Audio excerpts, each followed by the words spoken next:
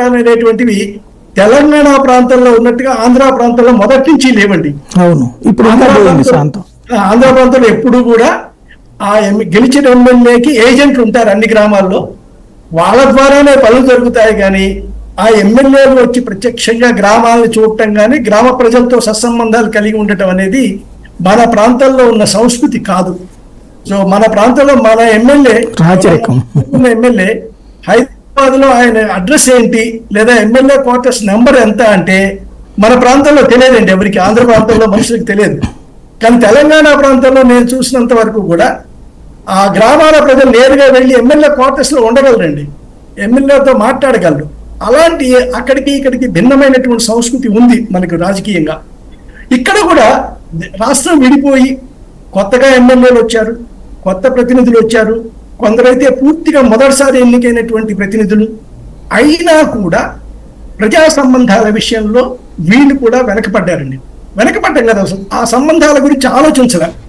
మేము డబ్బు పెట్టి గెలుచుకున్నాం, ఆ డబ్బు సంపాదించుకుంటాం అనేటువంటి మనస్తత్వంతోనే ఎమ్మెల్యేలు ప్రవర్తించారు, ఇప్పటికీ చేస్తున్నారండి.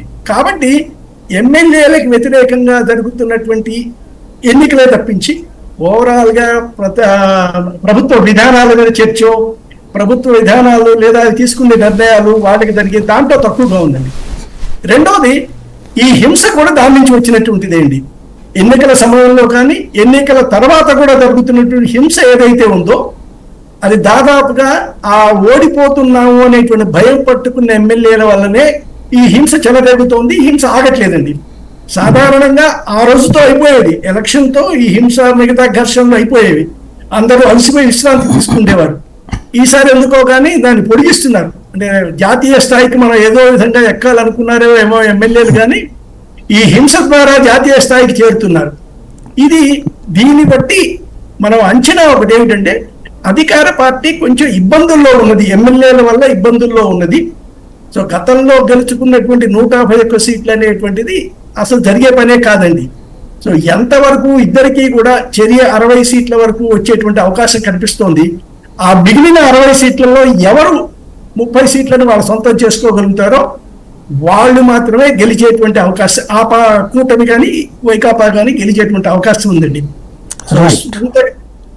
సొంతగా ఇదిగో మొత్తం మేమే స్వీప్ చేస్తున్నాం అనేటువంటి మాటల్ని మాత్రం విశ్వసించడం కష్టం అండి. అది అధికార పార్టీ చెప్పినా ప్రతిపక్ష కూటమి చెప్పినా కూడా.